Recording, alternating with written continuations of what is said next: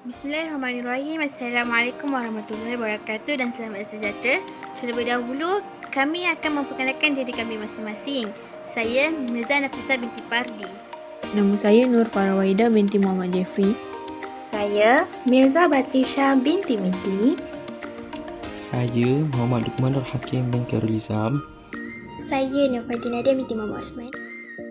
Kami telah diberikan tugasan untuk membentangkan tajuk ciri terangkai seks iaitu buta warna yang berada di bawah tajuk pewarisan bab 11 tingkatan 5. Dari aspek sains, buta warna merupakan keadaan seseorang itu tidak dapat membezakan warna yang tertentu dan biasanya berlaku pada warna merah dan warna hijau. Terdapat 5 kategori buta warna.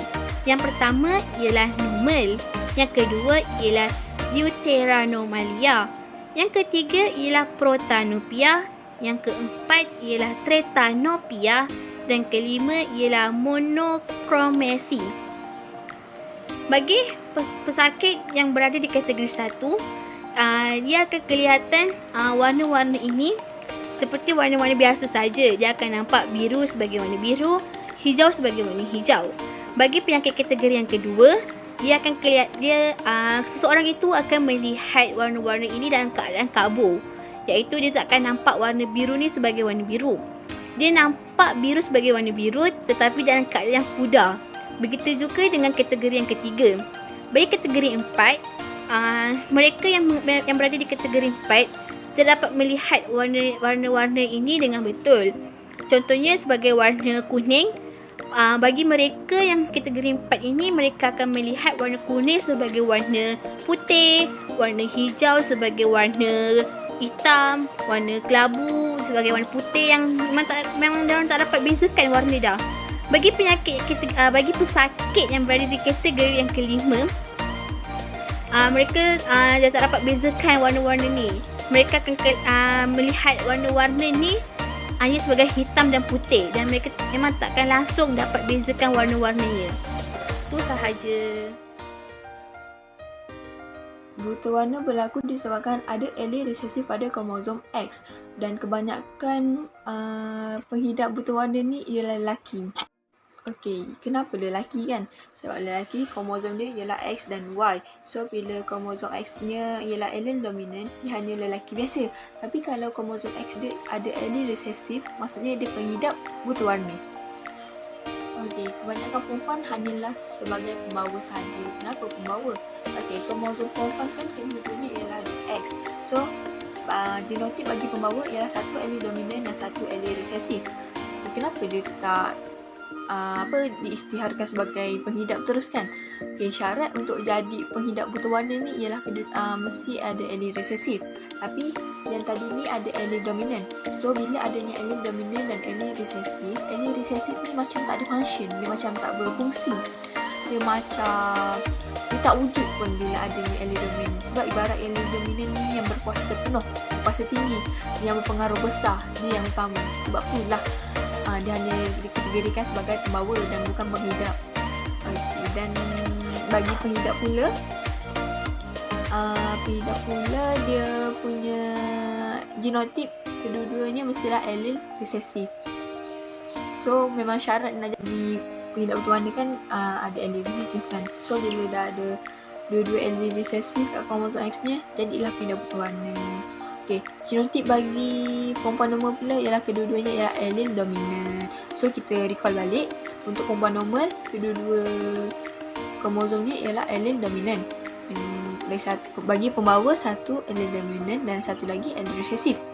Kalau untuk perempuan yang buta warna, kedua-dua kromosomnya ialah allele resesif. Sekarang kita nak tengok gambar raja skema pewarisan. Kalau seorang lelaki yang penglihatannya normal berkahwin dengan seorang perempuan pembawa. Okey, kita senaraikan induk. Okay, satu bapa dan satu ibu. Dan kemudian kita senaraikan fenotip. Bagi fenotip bapa penglihatannya normal, which is memang betul-betul normal. Bagi ibu pula dia penglihatan normal, tapi dia dimasukkan dalam kategori pembawa. Okey. Genotip bagi bapa yang penglihatannya normal, kromosom X-nya ialah allele dominan dan Y. Okay. genotip bagi ibu yang penglihatannya normal tapi pembawa satu kromosom X-nya ialah allele dominan dan yang satu ialah allele resesif. Okey, kedua-dua genotip ni dia menjalankan meiosis dan terbahagi kepada beberapa gamet. Untuk gamet bapa, satu ialah kromosom X dengan allele dominan dan Y. Okey, bagi ibu pula gametnya ialah satu allele dominan dan satu lagi ialah allele resesif. Gamet bertemu gamet, proses persenyawaan pun berlaku dan menghasilkan anak. Okey, bagi anak pertama ialah anak perempuan normal dan genotip bagi anak perempuan tu ialah kedua-duanya ialah allele dominan. Okey, anak yang kedua ialah perempuan normal juga tapi dikategorikan sebagai pembawa kerana genotip anak yang kedua ialah satu allele dominan dan satu allele resesif. Okey, anak yang ketiga lelaki normal sebab genotip anak yang ketiga ni ialah satu allele dominan dan satu ialah Y. Okey, yang anak yang keempat pula lelaki buta warna. Kenapa buta warna? Sebab genotip yang terhasil ialah allele resesif dan satu lagi ialah Y. Dan nisbah fenotip tersebut ialah 1, nisbah 1, nisbah 1, nisbah 1. Atau peratusan fenotip tersebut ialah 25%, nisbah 25%, nisbah 25%, nisbah 25%. Untuk pengetahuan korang, ada satu ujian ni namanya ujian isyarat. Okey, ujian isyarat ni dia dah terkenal dan digunakan di seluruh dunia sejak tahun 1917 dan direka oleh seorang pakar oftalmologi Jepun Shinobu. Okey, tujuan pakar ni cipta ujian ni sebab dia nak tentukan sama ada orang tu buta warna ataupun tak buta warna.